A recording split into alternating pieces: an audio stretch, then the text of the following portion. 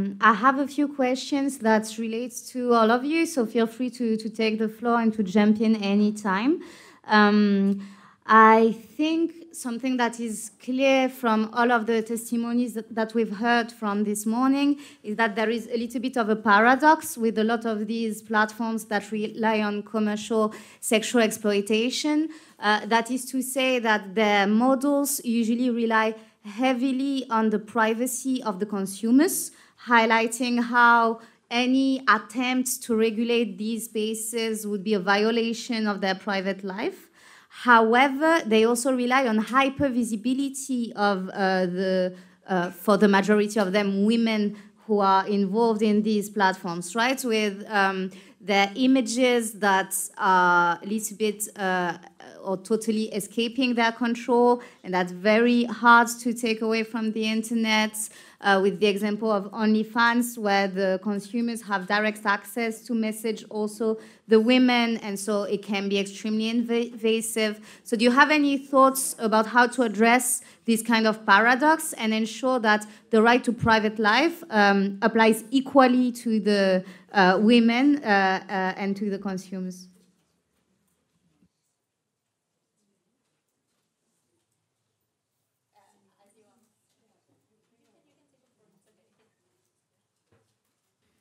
Well, if I understood the question right, so it's about basically integrity and the women's, the issue of privacy, basically. Well, first and foremost, a crime is a crime, as I said. I mean, regardless of it's online or it's offline. And there is a freedom of speech. There is a right to privacy, there is a right to integrity, but it's not a right to violate anybody else because how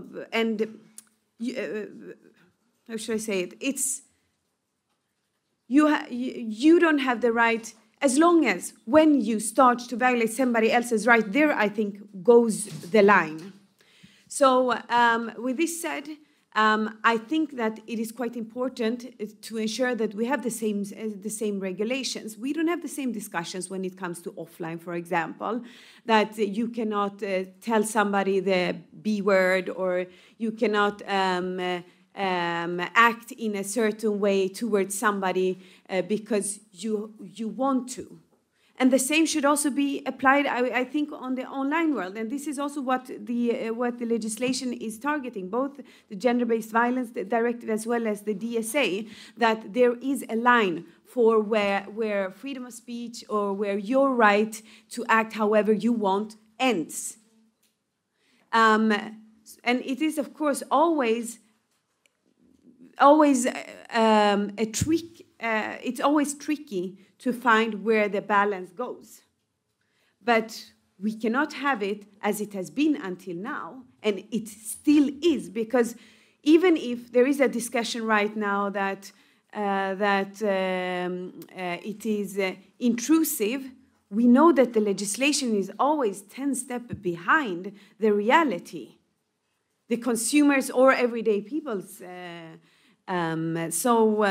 I would say that we haven't even come to the point where the discussion of that the legislations has gone too far should even be discussed. Of course, we always need to have it with us that regardless of which legislations that we produce and we adopt, that it shouldn't be intrusive into consumers or into people that move around on online platforms. But at the same time, once again, I think that it is important to understand that your right to harm somebody is not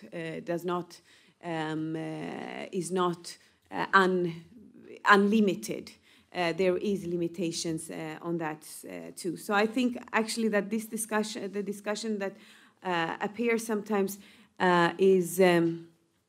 Yeah, I don't think that is a fair discussion for all the women and girls that is a target for this kind of violence. Thank you very much. And both the same wavelength, because it's the topics that come back to the table when we speak about regulating the online platforms. And you did say there is a balance to be found between different rights and liberties, and no liberty is absolute. So there is a proper way to proportionately limit some liberties to protect the rights of others. So when it comes to freedom of expression, and you did speak about it during your presentation, this is something that comes back all the time when we speak about regulation of the internet. How would you respond to, not only you, but any of you, how would you respond to this kind of argument when there is a whole paragraph in the Violence Against Women Directive, in the article criminalizing the non-consensual sharing of intimate picture, with causes serious harm? It's written like that in the directive, and still we have to balance it with the freedom of expression and freedom of academia and the arts and science. How would you respond to this narrative? Any of you, you can jump in.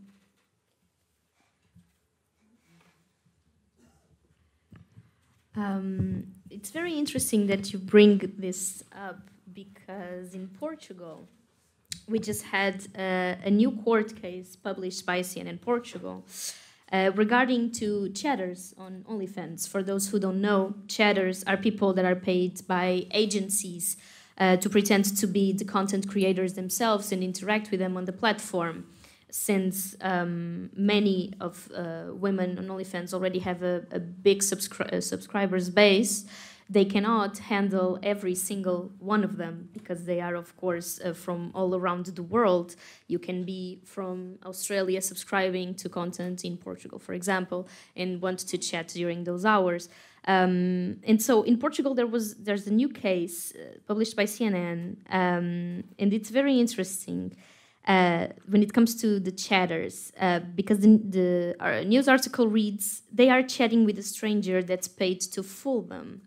And this happens because usually the subscribers wanted the girlfriend experience. Just so you know, when they are chatting with this person, they want the submissive woman, the girlfriend, the one that sexually, when they want her to be sexual, they want her to be submissive when they want her to be submissive, and they want to talk about their day when they want to talk about their day. So they have to really engage in this way. And there's this case in which an organization is suing OnlyFans because chatters have access to content of their daily lives when they chat on OnlyFans. Something like people that subscribe can say where they work, where they live, and that's seen as something that cannot happen because it's personal data that is being shared.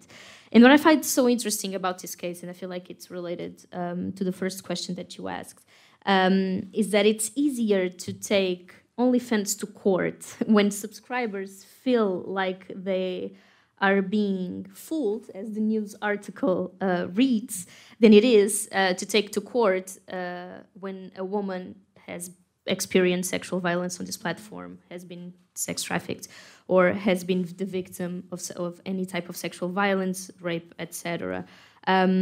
So the requests that these women can receive, as I already said, can go from pedophilic imagery to just selfies, so men can feel like they are interacting with their daily lives. So basically, OnlyFans and some organizations feel like the anonymity of the perpetrators of violence is more important than the women who are doxxed, the women who are sexually violated, and the women who are trafficked. So this case was just put to court by this organization, and I feel it very much represents what we were talking about, the fact that the consumer's privacy is much more important, and it's hyper visible when it comes to OnlyFans and the women who are constantly doxxed. They're constantly, their images are constantly leaked. They cannot do anything about it. Thank you so much. And that related to more the privacy arguments. And so I will add an extra layer now, and you feel free to jump in on any of the topics that we mentioned. You can just go back and forth. I really wanted to speak about consent because, especially from what we heard from you, Mariana, and you, Ruth, there is a whole marketing strategy from this industry that relies on highlighting the so-called agency and empowerment of the women who are on these platforms.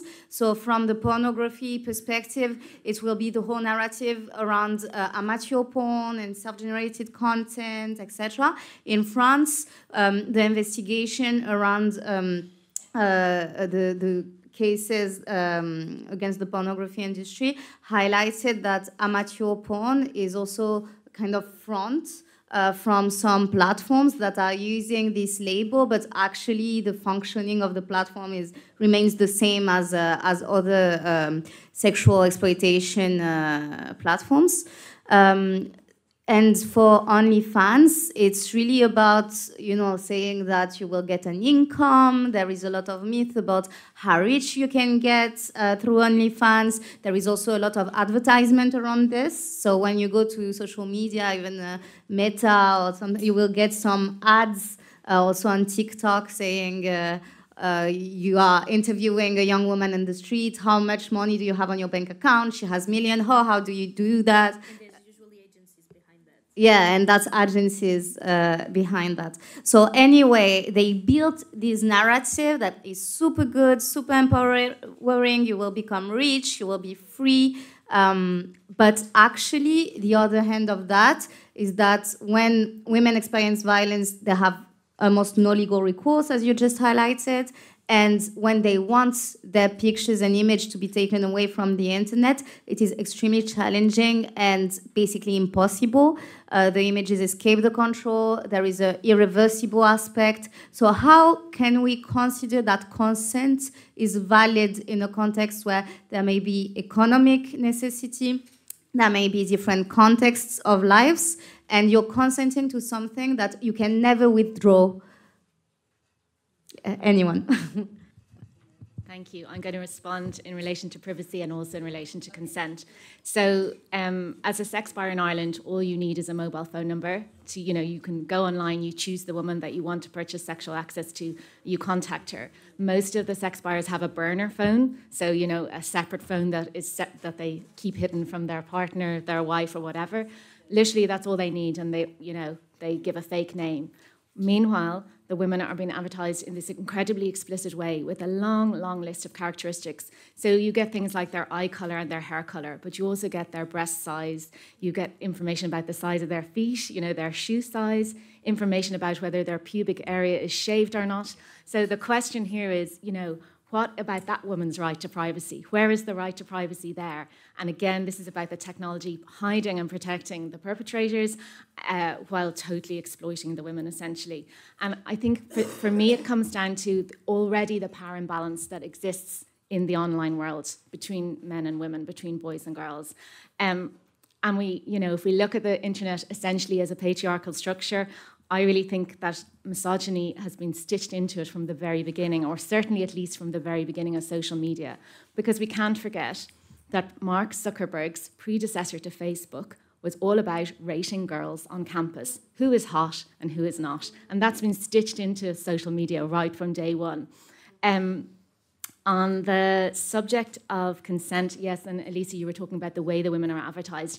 Of course, it's all about creating this illusion that this woman is just very sexual and wants to have sex with loads of strangers, and this is what she's into, and this is what she enjoys. So she has always, no matter what, particularly we can see it from our research in Ireland, no matter what her circumstances, no matter how heavily controlled she is, how pimped, how trafficked, she is advertised as an independent escort, and it's always made to appear online that she is the person who's controlling her profile and inviting all these buyers to come and see her. And we have many, many documented cases of women who've been pimped and trafficked, but advertised in that way.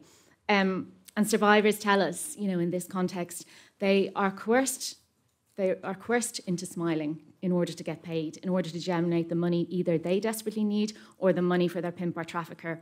So consent really is meaningless in this situation without understanding the context in which consent is provided. Every single day, vulnerable people consent to get on very unsafe small boats in the Mediterranean. Just because they consented to that does not mean that this situation is right. There are always, very often, desperate circumstances that have led or driven women to be in this place.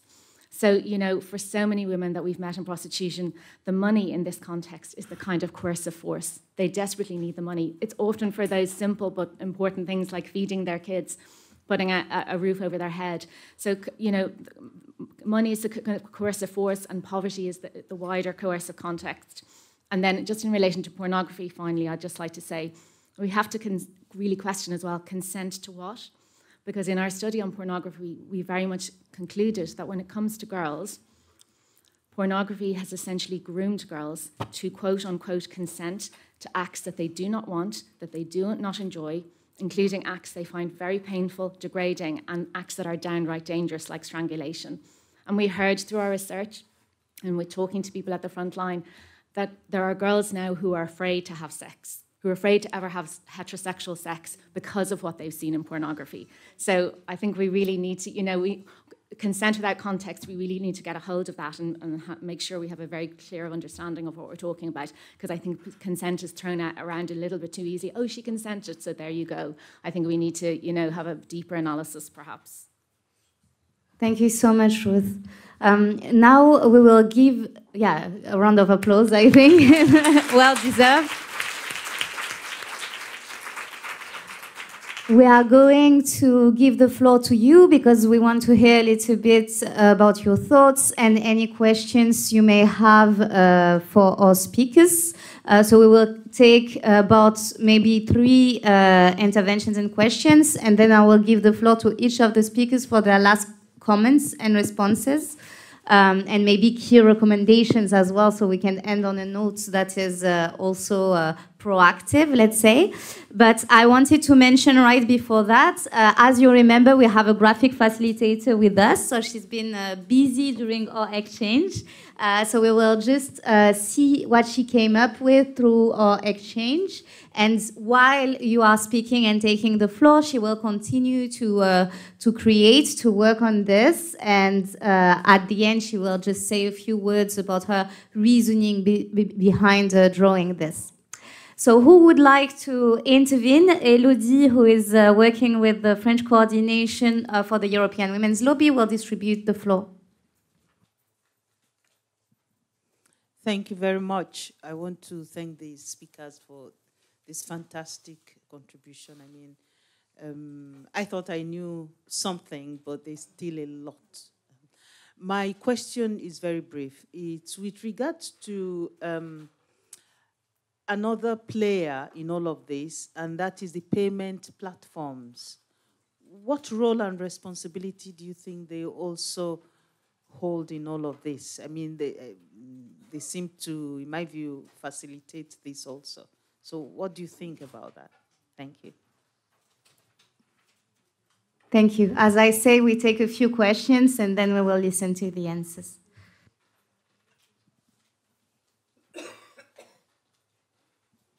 Hello, I wanted to point out, because one of you, the member of the European Parliament, said that the directive of 2024 is a huge, it's a progression. But when I read it, of course, see the part that you relate to, but I also see the setback.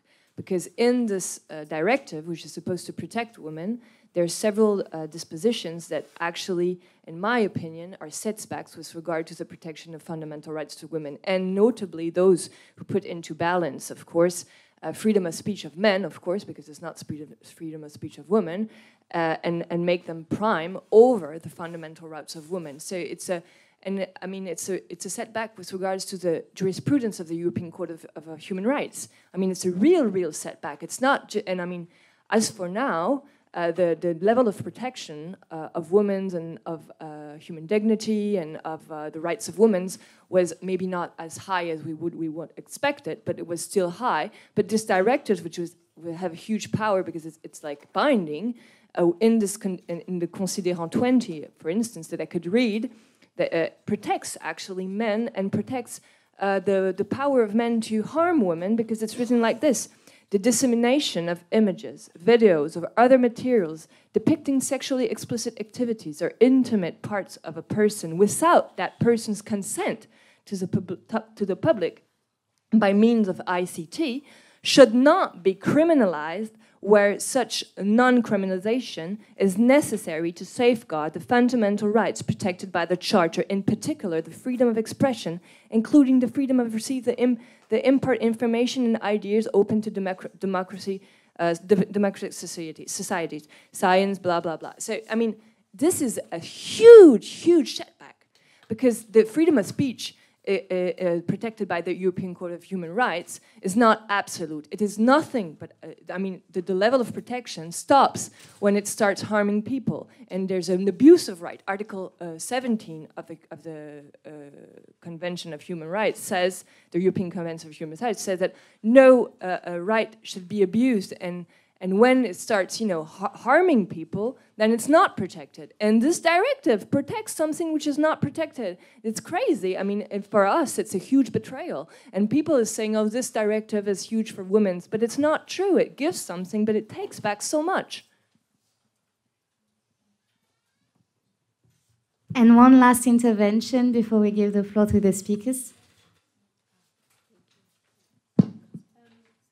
I wanted to say that the best exposition of consent is in that book by Rachel Moran called Paid For. But I don't want to talk about consent.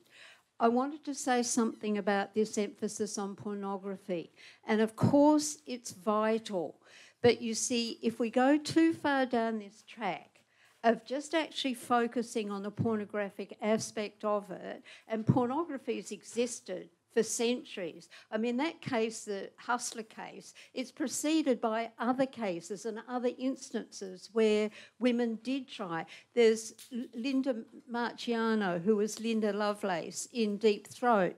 There's Behind the Green Door. All this stuff has been around for centuries. But you see, what we have to ask is, why are men doing this? And they're not doing it because of pornography. They're doing it because of the right to own women, the right to exploit women, and the right to be supported in this by other men who are in positions of power. And the final thing I want to say about this is another book. There's a book by Lucia Crowley. Lucia, I've forgotten her middle name, Crowley, and it's called The Lasting Harm, and we all should read it. It's about Ghislaine Maxwell and her trial in relation to her involvement with Jeffrey Epstein. And what comes out of that book is that Ghislaine Maxwell was rightly prosecuted. There's no doubt about that. But all those little girls had aspirations. They were like 12, 13, 14. They wanted to be artists. They wanted to be actors. They wanted to be singers. They wanted to be dancers. They wanted to go to university. And Ghislaine Maxwell came to them and said, I know this philanthropist who will do all this for you. They believed. But the point I really want to make about this book is, in the course of the book, one of the women who was exploited by them and raped, who wasn't a witness, says, I felt all the way through it was a show trial. And it was. Because when Epstein died, these men in positions of power, like Trump, I'm afraid like Clinton, like Alan Dershowitz, thought it would all go away. And it didn't go away. So then they picked on Ghislaine Maxwell. Why? Because she's the woman involved and she's gone down. They think it is not going to come back again. And yet the point about that book is those men think that they had a right to do what they did to those little girls because they do not believe that we actually count. They do not think that we too are equally human with them. And that's what we really have to I'm sorry, Jocelyn. I need to give the floor to Evan for a few comments because she needs to leave. She has a car waiting. Thank you so much for your intervention. If you hadn't interrupted me, I would have concluded. Just perfect then. To actually estimate, know when people are coming to a conclusion and they know that they've said enough. Thank you. Thank you. Sorry, it was actually my fault. It wasn't her fault because the panel was supposed to end at 11. I really wanted to answer the questions also. That's why I was just pushing a bit. Sorry. First and foremost, about the directive. One thing that we need to have with it is the directive is a minimum standard, which means that the member states can be better but not worse.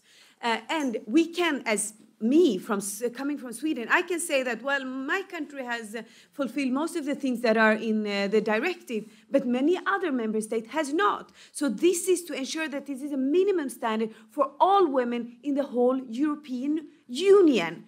But it doesn't set the maximum standards. The maximum standards, of course, the member states are putting themselves. So this is important to bring with us, that this legislation is not saying that this is how it should be, but this is how the worst situation in the member state should look like. Nevertheless, with this said, as I said also, me, France, and all other colleagues, Maria, Helene, and many other colleagues in the European Parliament fought even more. But we had the member states who was blocking constantly more progress. So taking this with us, with minimum standards and what we had to deal with, I would not say that this is a disaster, because I think that would be very, very, rude towards all the women who are living in member states who actually is not even coming close to the directive. So this is something I think, especially we coming from member states who have strong legislations already, not strong enough, because if there was any one member state who had strong enough legislation, we would not have impunity for rape situations. Only 0.5% of rapes in the European Union leads to convictions. 0.5%. The other day, there was a report presented in my country, in Sweden, that showed that 25% of the girls were victims of rape. But far away, even a few percentage of those dare to act on it and report it. Then I also wanted just to answer the question on serious harms in the legislation. Also in here, why it says serious harm is we didn't want to have serious harm as the European Parliament's rapporteurs. But the EU legislation is formed in that way that it needs to be a serious harm in order for it to be an EU crime. And that's what the member states used. We tried several times to tell them that you can actually make an exception from it, but they refused. That's why the serious harm is there. But this is not excuses. This is just for you to also see the processes and why some of the terms are there where they are. And then finally, on the consent-based, as I said in the beginning, we try to include a paragraph on prostitution also, but it was not prostitution directly, it was that consent cannot be bought. That means it would then be include prostitution, it would include OnlyFans, it will include all of that. But once again here, the member states put themselves as a hinder in order for it to be included.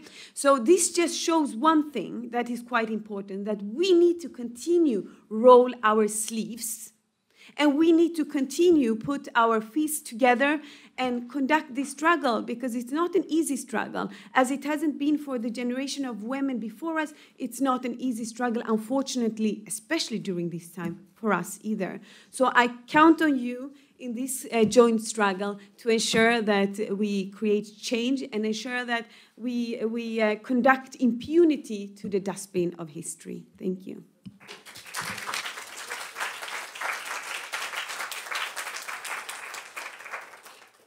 Thank you so much, Evan, for being with us. I know you have to go now, but it was a pleasure to have you. Thank you for your input. And we will be in touch, of course, after the symposium with all of the conclusions and future steps as well, because we really want, as a collective, as I said, we have here partners from all across Europe, and we are aiming to bring these issues forward also with the EU institutions. And I do believe that you are one of our allies inside of the European Parliament. So thank you so much again.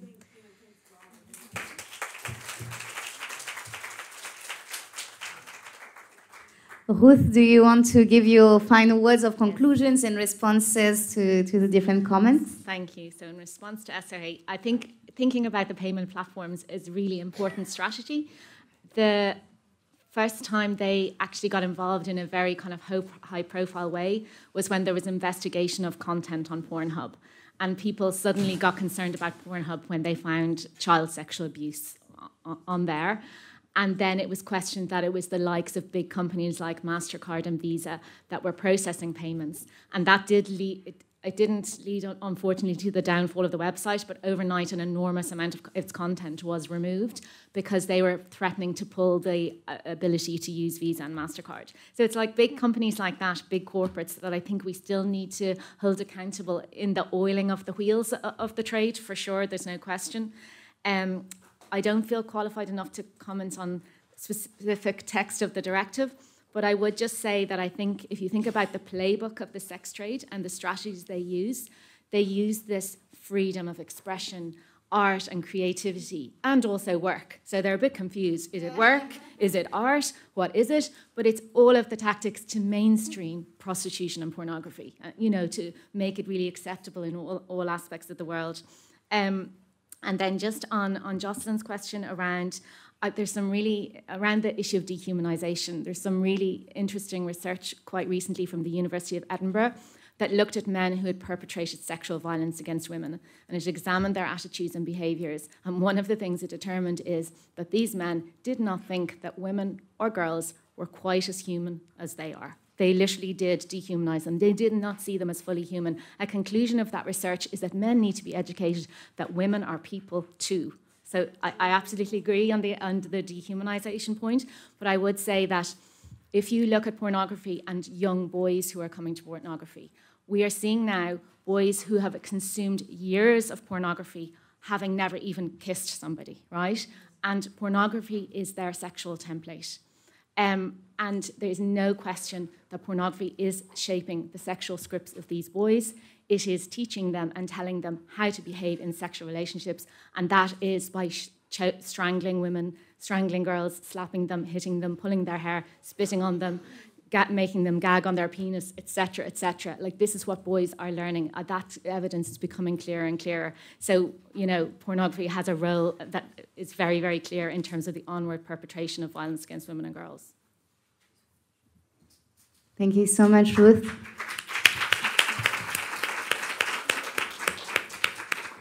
Mariana, for your final words. Yeah, I would like to speak a little on the directive, because I was also very disappointed with the fact that subscription-based sites like OnlyFans, MyCams, even Patreon are not there. I know that there's a fight to be fought, but I do believe this is very important to be taken in consideration, because OnlyFans represents now a cultural phenomenon. Just so you know, online, the discourse around OnlyFans by men, and the men that can actually and do usually consume content on there is when a woman is on Twitter or X now, or Instagram or whatever, and she has an opinion that is different from some men online, they already have a phrase that they usually comment about this women, which is OnlyFans detected, opinion rejected.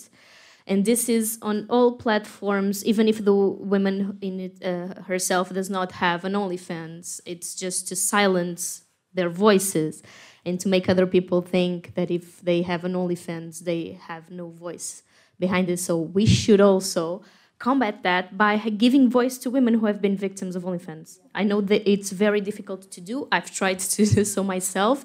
women that have been victims, they don't always want to speak on this issue. I understand why. It's a continuum of violence. It's a perpetuation of violence when you're facing it. But if we can, we should have these women on board as well. And I would also like to add that to have more about OnlyFans, there needs really to be funding, there needs to be studies, and there needs to be an interest outside of the activism sphere, which is also very important. Of course, I've tried to analyze sexual violence specifically, and then I had to change my thesis to speaking on statistics and stuff like that, because it's very difficult to do the thing that other organizations have made, which is subscribing to the platforms and analyzing that content. So it's very complicated, and it's very different from Pornhub. You enter Pornhub and you see the violence just front page. It's very difficult on OnlyFans. And then specifically on the question, why are men doing it? I would also say it's obviously the right to own women, and you've talked about education, but I believe men also have to want to be educated, because if you do not want to be educated, that women are humans too, and I cannot believe this is even a discussion, then we can try and educate anyone, and no one, and men won't listen. And that's why I believe it's so important to also speak on the fact that pornography creates the illusion of choice, and then that illusion of choice creates BDSM and other sexual practices that are very dangerous to women and girls. Thank you so much.